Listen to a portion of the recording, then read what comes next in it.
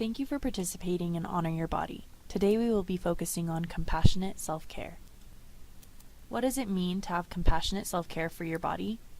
To have compassionate self-care is to tune into your body and listen to your internal cues of hunger and appetite. It is finding the joy in moving your body and being physically active. Often we do a lot of black and white thinking when it comes to eating.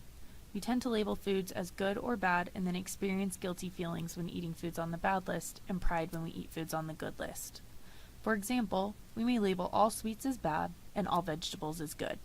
This back and forth can be emotionally exhausting. Black and white thinking about food can lead to this pendulum swinging. Everyone knows that yo-yos go up and down. You've probably even heard of the term yo-yo dieting, where body weight goes up and down. What's interesting about yo-yos is that they are basically impossible to stop halfway. Similarly, yo-yo dieting results in these extreme ups and downs in thought patterns and weight, making it impossible to find middle ground. However, if we let the yo-yo drop all the way down, it could easily start swinging from side to side, and then we have a pendulum. So what makes this pendulum swing? When we label foods as bad and restrict those foods, the yo-yo gets pulled all the way to one side.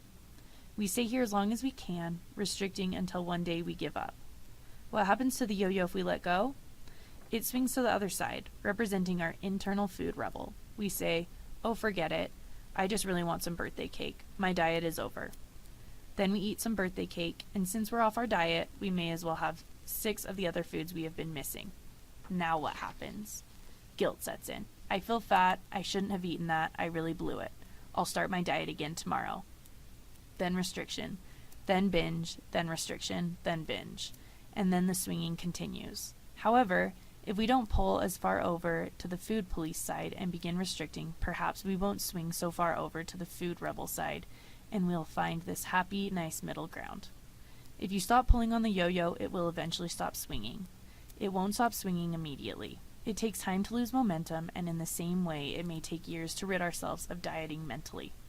Developing a healthy relationship with food, exercise, our body takes time, but there is freedom on the other side. When we obsess about food, the eating experience becomes less enjoyable.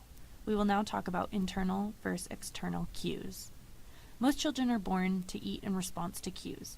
An infant cries when hungry and stops crying when he or she gets food, and then turns away when full. Into toddlerhood and childhood, the same thing happens. The child gets cranky when hungry and stops eating in the middle of a meal because the child loses interest and becomes full. We are born to be intuitive about eating, relying on our hunger and fullness cues, cravings, flavors, textures, colors, and smells. What happens? How do we lose those cues? Parents may start pressuring a child to eat more of this or less of that. For example, eat your broccoli and then you can have a cookie. One way or another, we start learning about nutrition and the good and bad foods. When we start learning about nutrition, sometimes we are encouraged to eat a variety, and other times we are taught to count calories, keep track of portions or fat grams, using food labels and dietary guidelines. These are external cues to eating. As adults, we are taught that we can't trust our internal cues to guide when and how much to eat, and instead need to be told. These external cues may help us learn nutrition, but can be very limiting. Let's say we decide one day that we want to eat 1,800 calories each day. We start reading our food labels and counting up our calories. What if one day you are more active or stressed? Maybe on that day your body needs more calories. Why stop at 1,800 calories if on that day you need more? What if on another day you get a bad head cold and you're on the couch all day? That day, it may be more than your body needs. So actually aiming for a certain calorie level doesn't make much sense. The idea of attending to internal cues is that our body knows exactly how much it needs each day. The key is listening. How to steer clear from yo-yoing. Paying attention to hunger and fullness cues or intuitive eating is all about relearning the cues we naturally had as children. A little meal planning up front can save time and money and also make it easier to respond to hunger cues. Food cravings can be trusted, because if you grew up with an exposure to many different tastes, textures, and flavors, chances are good that your body will crave a variety. Mindful eating. There are many different terms for this style of eating. Focused, mindful, attuned, and intuitive eating are just a few of the terms to describe slowing down and paying attention. Paying attention to your body goes beyond hunger, fullness, and cravings. Notice how certain foods and eating styles influence other aspects of wellness, such as daily energy levels, bowel regularity, sleeping patterns, fatigue, upset stomach, or heartburn. Food is just one of many of the coping tools that are used to deal with emotions.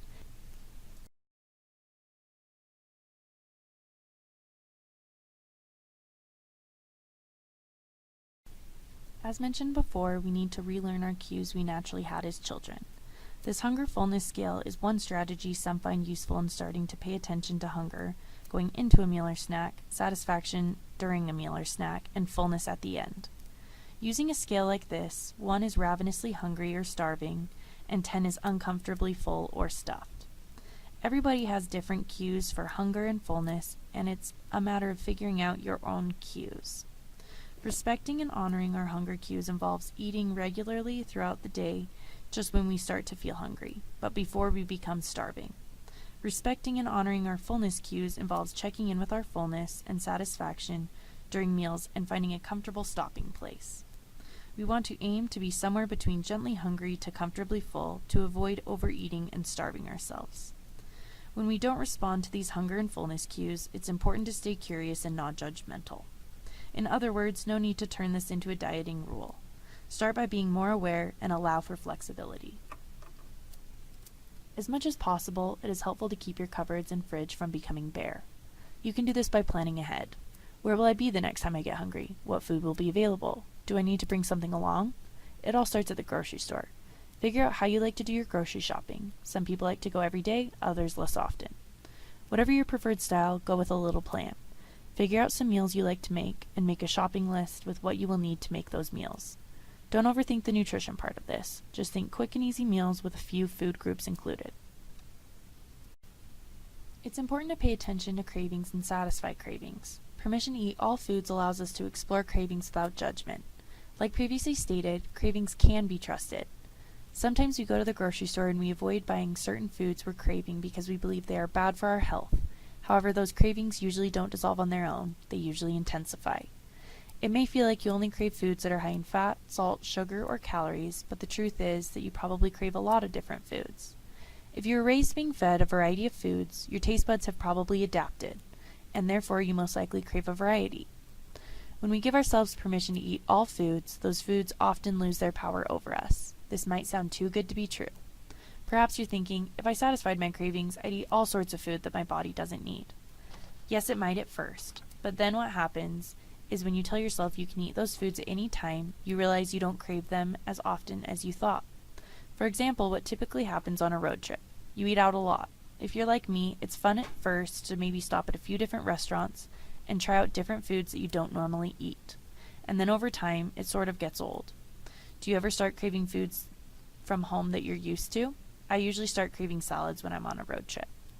This example may help you realize that your cravings can be trusted, and there may even be some sort of strange psychological factors at play here. When we have full permission to eat the foods we enjoy, the foods may even lose their power over us. Restriction, or even thoughts of restriction, make it hard to tune into cravings. If we don't stay mindful or present as we are satisfying our cravings, we may miss the whole eating experience and still crave the food after eating the episode is over. Therefore, mindfulness is key. Mindful eating can be represented by this plate image. Staying mindful during the eating experience involves awareness, removing distractions while eating, observation, check in with your body during the eating experience, savoring. As you're eating, notice the texture, aroma, and flavor. Remain in the moment while eating, fully present, sitting and enjoying. Non-judgmental. If negative feelings or emotions arise during the eating experience, it's important to remain compassionate towards yourself. Notice feelings of guilt or shoulds in a curious, non-judgmental manner. Remaining mindful while eating also includes maintaining an attitude of gratitude for the food. Consider where it came from and a general appreciation for having enough. It is important to notice how certain foods and eating styles influence other aspects of wellness. How does my body feel? Am I tired, uncomfortably full, energized? Do I have stomach pain? Do I have heartburn? When we notice how certain foods influence the way we feel, we tend to desire a balanced way of eating. At times we may choose a food not because we are craving it, but because we know it will help make us feel better. This is all part of intuitive eating. It's important not to label emotional eating as bad, because whenever we label something as bad, we want to do it more.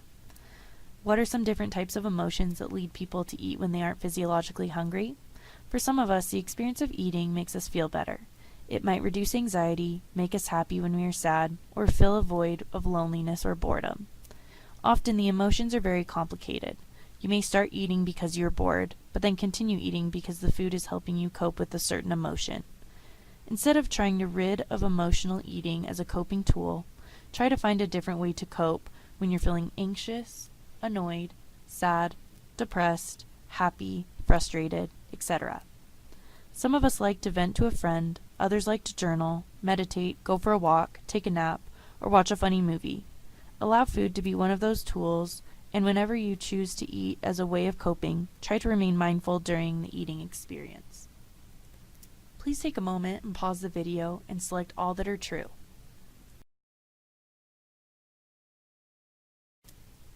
It's true. People who give themselves full permission to eat enjoyed foods are less likely to overeat, less likely to binge eat, experience less guilt when eating, and are more likely to eat healthy food. Please take a moment to pause the video and select all that are true. It's false that people who eat in response to hunger and fullness cues typically do not enjoy eating, eat more unhealthy food, are less satisfied with their bodies, and have higher risk for heart disease. Often people start an exercise routine with the primary purpose of weight loss. People often put nutrition and exercise together. Someone might say, I'm going to start eating better, so I think I'll go to the gym too. So what happens when weight loss is the primary motivation for exercise? The focus is on counting calories burned, which often leads us to use only the exercise machines that will keep track for us. There can also be a lot of black and white thinking when it comes to exercise. I just ate these brownies, so I better go for a run. Some people may even avoid working out in public places for fear of looking different from those around them. And the most unfortunate side effect of exercising for weight loss is the fact that as soon as the weight stops dropping, the motivation for exercise is gone. Research actually backs up the fact that weight loss isn't the best motivator for exercise. There are two primary forms of motivation: intrinsic and extrinsic.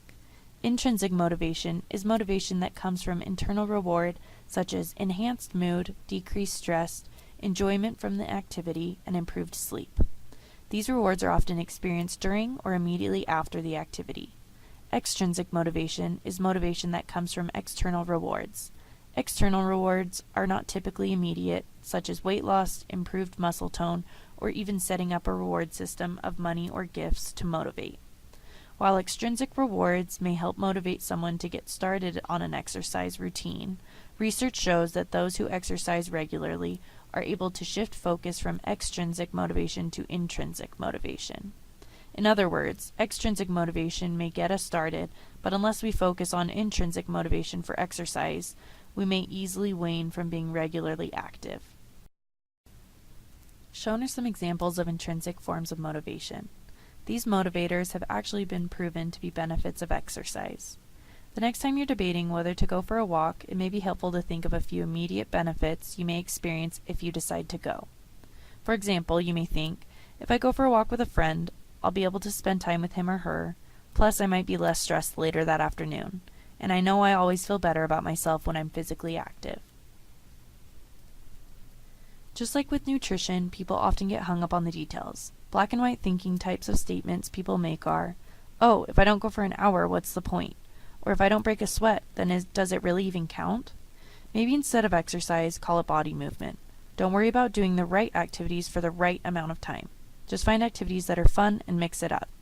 Just like with food, variety is key. Variety keeps it fun and interesting. Also, just like food, listen to what your body wants. Your body may crave to be active if you listen to it. Plus, there may be days that moving your body might not be the best. It's important to listen. And remember, everything counts as body movement, so have fun with it. Please choose one of the following challenges to complete.